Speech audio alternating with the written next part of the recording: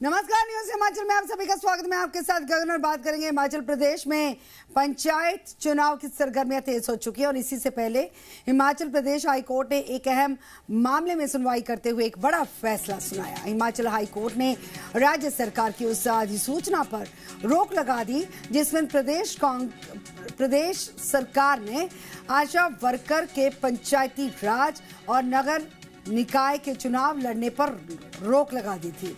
राज्य सरकार ने 2 मई 2026 को एक अधिसूचना जारी की जिसमें आशा वर्कर के चुनाव लड़ने पर रोक लगा दी गई थी और ऐसे में मामला हिमाचल हाईकोर्ट पहुंचा। खंडपीठ ने माना कि आशा वर्कर राज्य सरकार के कर्मचारी नहीं हैं और यह भी बता दें कि ऐसे में उन्हें चुनाव में भाग लेने का अधिकार है, यह स्पष्ट किया गया।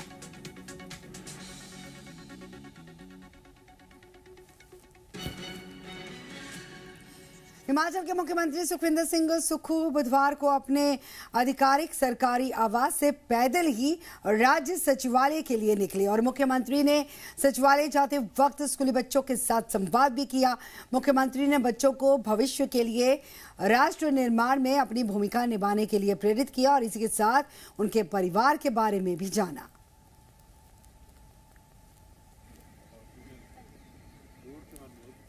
शिमला के रोहड़ इलाके से खबर, जहां पर अदालत को उड़ाने की धमकी से हड़कंप मचा। धमकी से जुड़ा एक पोस्टर जो है शिमला से मिला है जिसमें कोर्ट कॉम्प्लेक्स को निशाना बनाने की चेतावनी जारी की गई है। इस पोस्टर में धमकी भरे शब्द लिखे गए।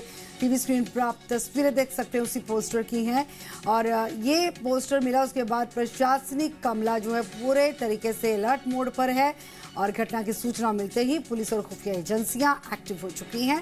पूरे इलाके में सुरक्षा बढ़ा दी गई है। कोर्ट कॉम्प्लेक्स के आसपास निगरानी रखी जा रही है और पुलिस के द्वारा पोस्टर लगाने वाले अज्ञात लोगों की पहचान के लिए जांच शुरू कर दी है। सीसीटीवी फुटेज खंगाले जा रहे हैं। संदिग्ध गतिविधियों पर नजर रखी जा रही है।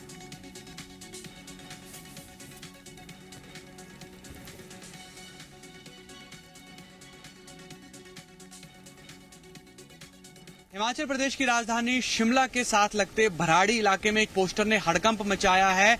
ये वो जगह है जहां पर पोस्टर लगाया गया था और जिस तरह हमने आपको पहले भी जानकारी दी कि जो पोस्टर था उसमें रोहड़ू का जो जुडिशियल कोर्ट कॉम्प्लेक्स है, इसके अलावा एसडीएम ऑफिस है, उसे बम से उड़ाने की धमकी दी गई है और ये कहा गया है कि जो रोहड़ू में धमाका होगा उसकी गूंज दिल्ली तक सुनाई दी जाएगी। तो ऐसे में जो पुलिस है वो अलर्ट पर है।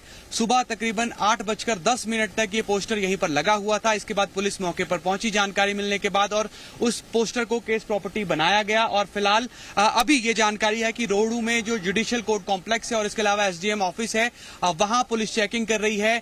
चिंता की बात यह है कि अब तक सिर्फ ईमेल के जरिए अलग अलग स्कूल्स को, सेक्रेटरीट को, हाईकोर्ट को बम से उड़ाने की धमकी मिल रही थी, लेकिन इस बार फिजिकली कोई शख्स यहां आता है और उसके बाद वो पोस्टर यहां पर लगाकर चला जाता है। तो ऐसे में कानून व्यवस्था पर भी बड़े सवाल हैं।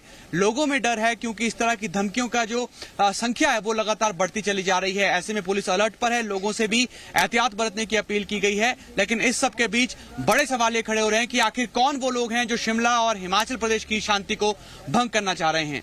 Senior camera person Ashok Soni के साथ अंकुश डोभाल, जी मीडिया, शिमला। सुबह शिमला पुलिस को एक सूचना प्राप्त हुई कि भराड़ी इलाके में एक अज्ञात पोस्टर लगा है जिसमें रोहड़ू स्थित अदालत परिसर और एसडीएम ऑफिस में बम विस्फोट करने की धमकी दी गई है। ये सूचना मिलते ही पुलिस ने इसको सीरियसली लिया और त्वरित अपनी कार्रवाई शुरू की। जो हमारे मानक सुरक्षा प्रोटोकॉल हैं उसके आधार पे पुलिस ने तब की तब उसी मूवमेंट पे कार्रवाई अपनी शुरू कर दी है। बॉम्ब डिस्पोजल स्क्वाड के द्वारा भी पूरे इलाके की तलाशी थरली की गई है। इसके अलावा वहाँ पे पुलिस बल की तैनाती की गई है। हिमाचल में लगातार हो रही बरसात से बागवानों को काफी नुकसान हो रहा है। बेमौसमी बरसात में सेब की फसल में शुरुआती आंकलन के मुताबिक 40% नुकसान हो चुका है। पिछले साल सेब की फसल अच्छी थी, लेकिन इस बार मौसम की बेरुखी के चलते फसल कम होगी। सेब ही नहीं बल्कि अन्य फसलों पर भी मौसम की मार पड़ी है। हिमाचल लगातार आपदाओं से सरकार गुजर रही है और ये भी बता दें कि स्थानीय निकाय चुनाव को लेकर सियासत भी तेज हो चुकी है। शिक्षा मंत्री रोहित ठाकुर ने हिमाचल के साथ भेदभाव का इल्जाम लगाया।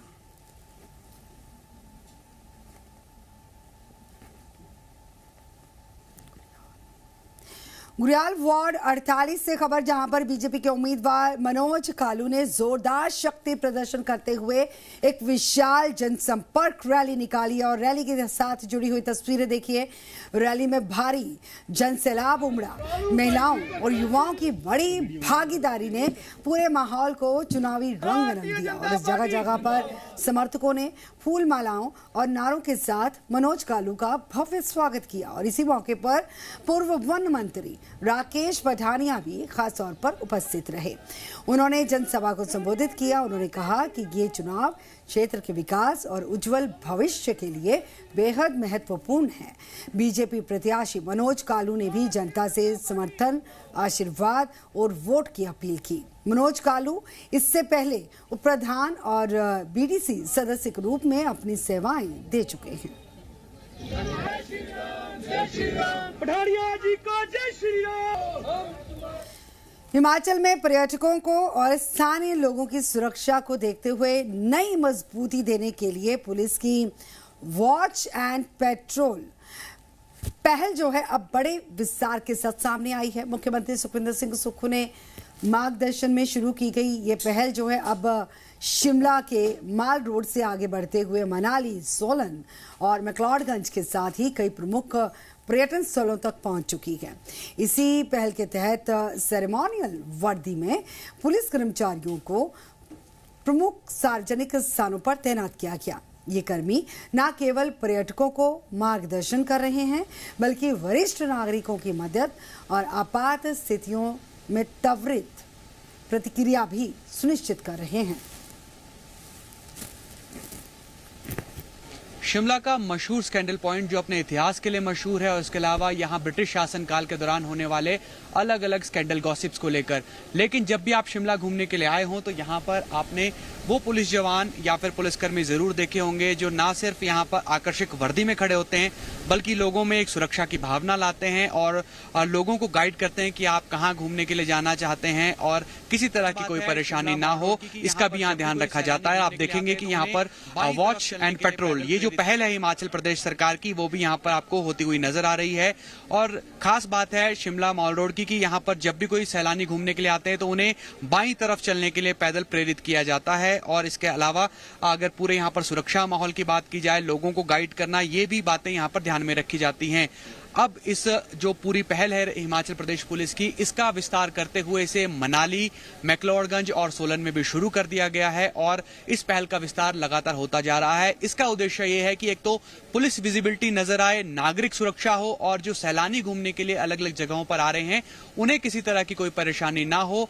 ये जो पूरे पुलिस यहाँ पर काम कर रही है इसका उद्देश्य यहाँ पर सैलानियों को आमंत्रित करना और उनमें एक सुरक्षा का भाव पैदा करना है। तो शिमला पुलिस की और हिमाचल प्रदेश पुलिस की खास तौर पर ये जो वॉच एंड पेट्रोल पूरी पहल है इसका देश भर में स्वागत हो रहा है और आने वाले वक्त में अन्य राज्यों में भी ये पहल शुरू होती हुई नजर आ सकती है। Senior camera person Ashok Soni के साथ अंकुश डोभाल, जी मीडिया, शिमला।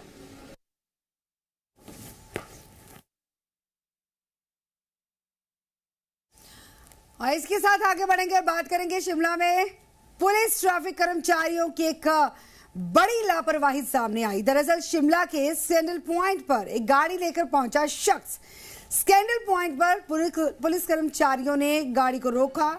शिमला का रिज मैदान और मैक्लोडगंज, शिमला का रिज मैदान और माल रोड गाड़ियों के लिए प्रतिबंधित है। रिज मैदान और माल रोड पर सिर्फ आपातकालीन गाड़ियों को ही जाने की अनुमति है।